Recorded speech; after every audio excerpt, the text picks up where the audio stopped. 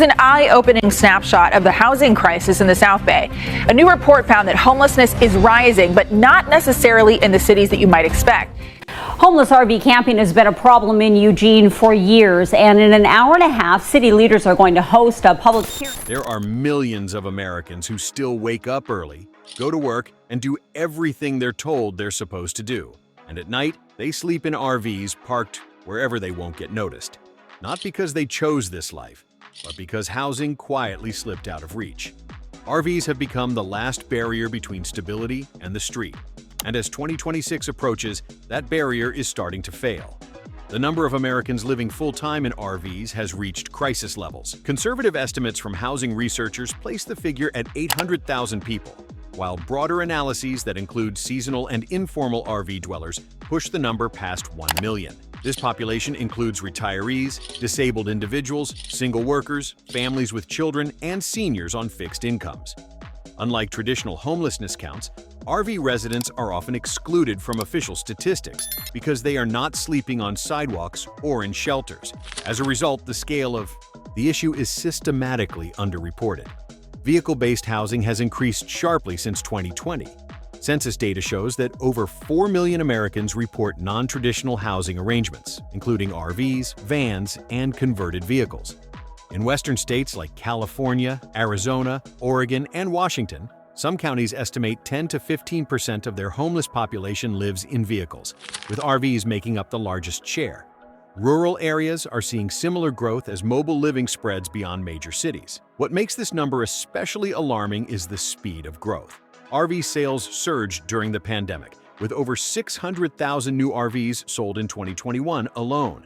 A growing share of buyers were not recreational users, but first-time owners seeking permanent shelter.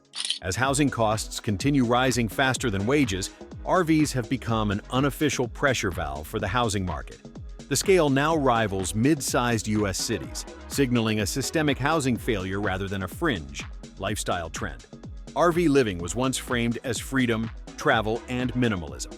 That narrative no longer reflects reality. Surveys of vehicle-based residents show that over 65% did not choose RV living voluntarily. Instead, they were pushed into it after rent hikes, eviction, divorce, medical debt, or job loss.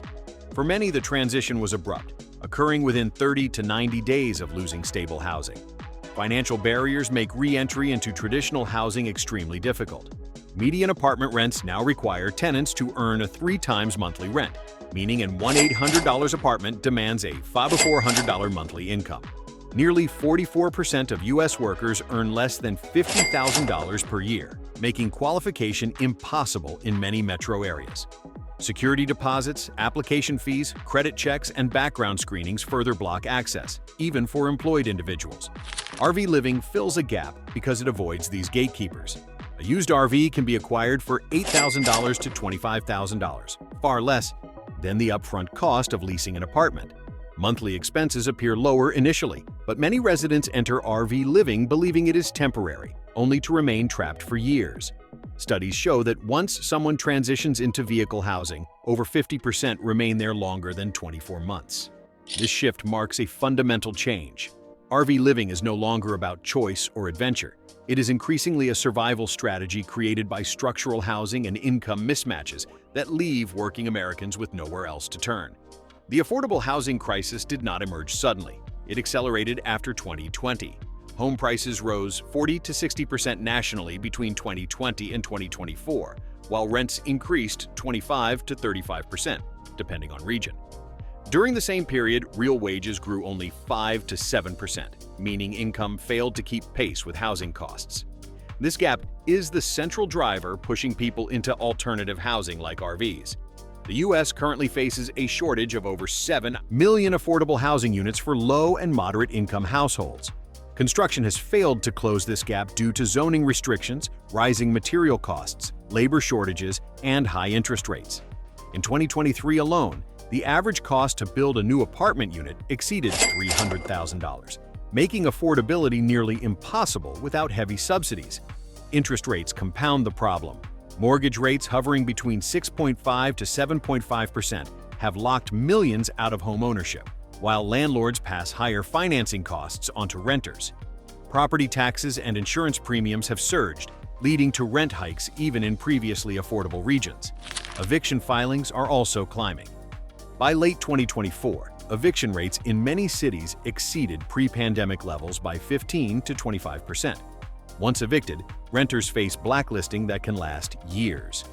With shelters overwhelmed and affordable units scarce, RVs have become a fallback housing option, not because they solve the crisis, but because there are no alternatives left. One of the most alarming trends is the rapid expansion of the working homeless population. Today, over 40% of homeless individuals are employed, according to labor and housing studies. Many work full-time in retail, healthcare support, logistics, construction, and service industries. Their problem is not employment, it is affordability.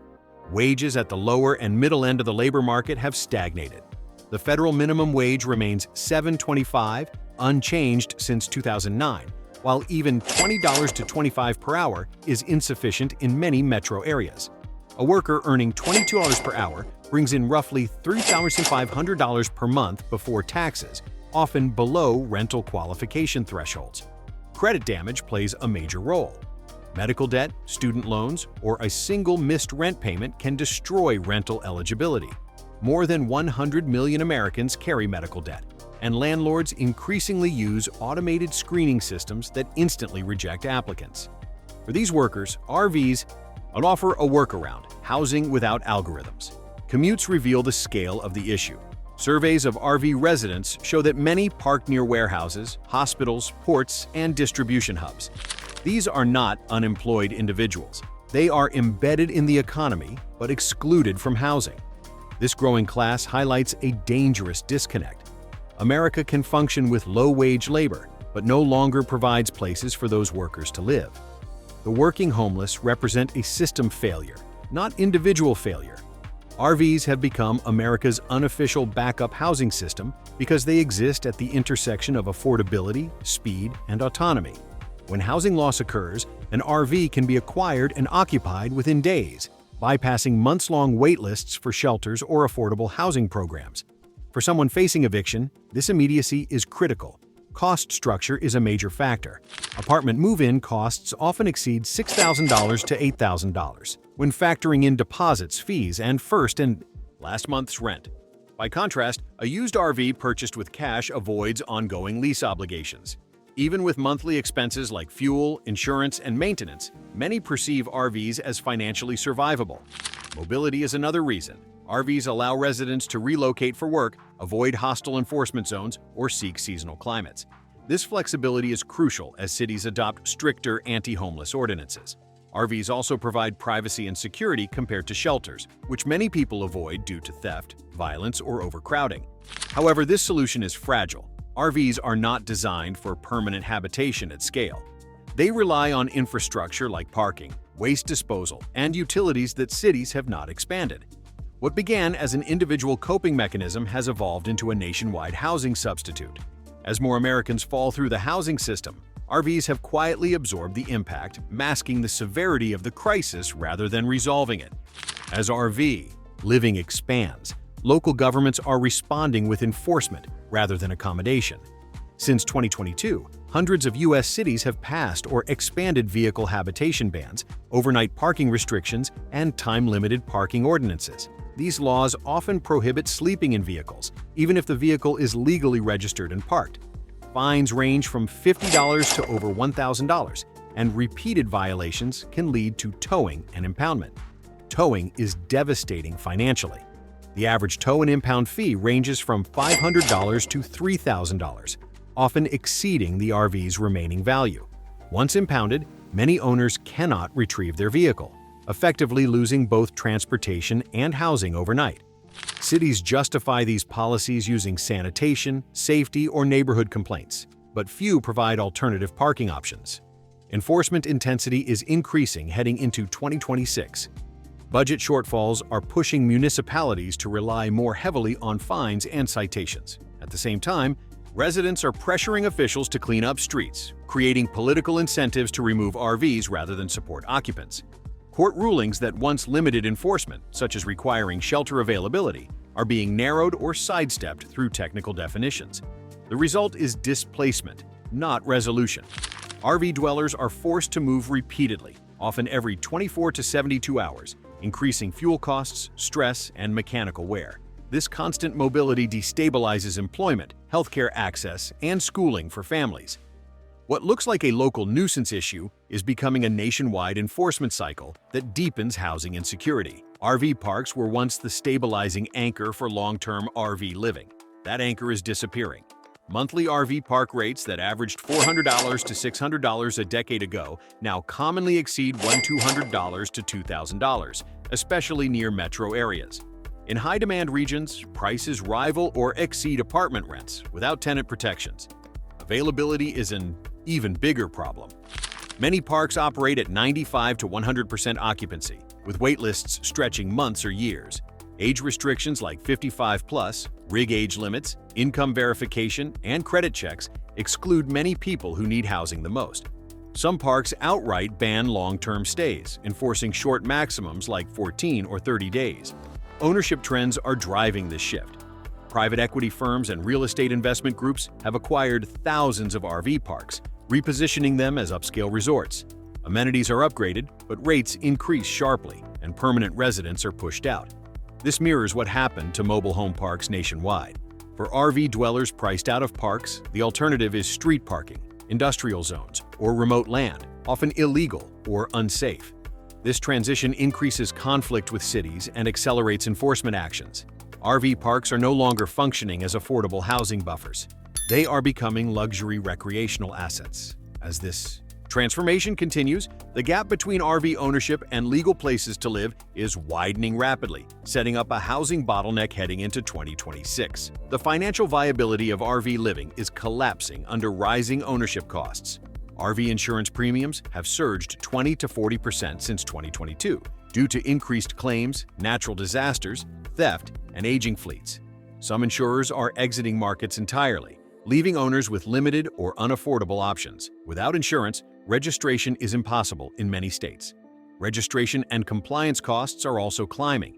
Emissions rules, safety inspections, and property tax assessments increasingly treat RVs like luxury vehicles rather than housing substitutes. In some states, annual registration and tax fees exceed $1,000, even for older rigs. Maintenance is the silent killer. RVs are complex systems combining plumbing, electrical, HVAC, and automotive components. Repair costs have skyrocketed due to parts shortages and labor rates. A failed transmission can cost $6,000 to $10,000. Roof leaks, one of the most common issues, often exceed $3,000 to fix properly. Many residents defer repairs, leading to unsafe conditions. Breakdowns are catastrophic because the RV is both home and vehicle. When it fails, people lose shelter instantly. Surveys show that over 30% of full-time RV dwellers experience a major mechanical failure each year. These costs push residents deeper into precarity, making RV living increasingly unsustainable, even as housing alternatives remain unavailable. The financial pressure is building toward a breaking point. America's infrastructure was never built to support hundreds of thousands of people living in RVs full-time. Dump stations, potable water access, propane refill locations, and electrical hookups are limited and unevenly distributed. In many regions, public dump stations have closed, forcing RV dwellers to travel long distances or resort to unsafe disposal practices. Electrical access is a major constraint. RVs rely on shore power, generators, or solar. Generator use is increasingly restricted by noise ordinances, while solar systems are expensive and insufficient for extreme temperatures. During heat waves or cold snaps, power limitations become life-threatening. Water access is equally fragile. Many RV residents rely on public spigots, truck stops, or informal sources. Cities are restricting access due to misuse concerns, leaving people without reliable hydration or sanitation. Propane shortages during winter storms further strain survival, especially in northern states. This infrastructure mismatch creates public health risks. Improper waste disposal, lack of hygiene access, and overcrowded parking zones strain local systems. Cities respond with enforcement rather than expansion, creating a feedback loop. As RV living scales beyond its original design assumptions, infrastructure failure becomes inevitable. What worked for tens of thousands no longer works for hundreds of thousands, and there is no national plan to address the gap. The system is breaking under weight it was never designed to carry. Climate extremes are transforming RV living from difficult to dangerous. Heat waves now affect over 70 million Americans annually, and RVs offer minimal insulation and cooling capacity. Interior temperatures can exceed 120 degrees Fahrenheit, leading to heat exhaustion, dehydration, and death. Air conditioning requires constant power, which many RV dwellers lack. Cold weather is equally lethal. Freezing temperatures rupture water lines, disable heating systems, and force people to choose between warmth and fuel conservation. Winter storms increasingly displace RV residents, as snow bans and emergency declarations eliminate legal parking overnight. Wildfires add another layer of risk. RVs parked near urban wildland interfaces face rapid evacuation scenarios, often without notice. Smoke infiltration causes respiratory problems, especially for seniors. Flooding events have destroyed entire clusters of parked RVs in low-lying areas. These risks are escalating. Climate-related disasters have increased over 400% since the 1980s, and 2026 is projected to bring more extreme volatility. RV dwellers lack the structural protection of permanent housing and are often excluded from emergency planning. Climate stress turns RV living into a rolling emergency, one heat wave, freeze, or fire away from catastrophe. What was survivable 5 years ago is becoming increasingly deadly as weather patterns intensify and infrastructure fails to adapt. As RVs shift from recreational use to permanent housing, serious health and safety risks are emerging. Most RVs are not designed for year-round occupancy.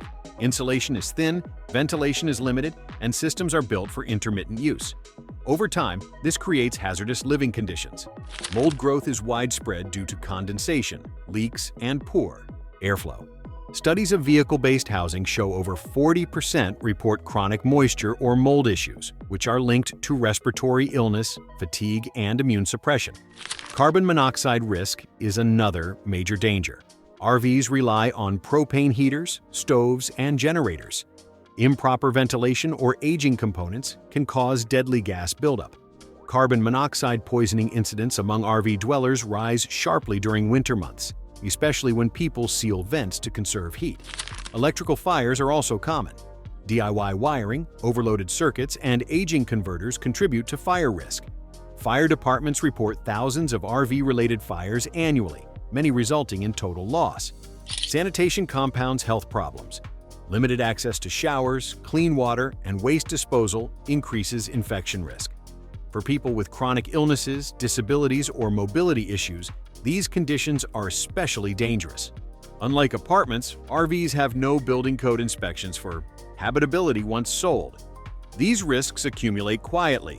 RV living may appear functional on the surface, but over months and years, health deterioration becomes common. Despite the scale of RV living, most local governments have no formal plan to address it. RV dwellers fall into a gray zone, neither traditional renters nor sheltered homeless, leaving agencies unsure who is responsible. Housing departments focus on apartments, shelters, and vouchers. Transportation departments handle vehicles. Law enforcement handles complaints. No single system owns the problem. As a result, responses are fragmented. Cities spend millions annually on enforcement, towing, and cleanup, yet allocate little funding towards safe parking, sanitation access, or transitional housing specifically for vehicle residents. In many jurisdictions, over 70% of spending related to vehicle homelessness goes to enforcement, not solutions. Safe parking programs exist but are limited. Nationwide, fewer than 10,000 legal overnight vehicle spaces are available for hundreds of thousands of people. These programs often have strict eligibility rules and long wait lists. Most RV dwellers never gain access. Political incentives worsen the issue.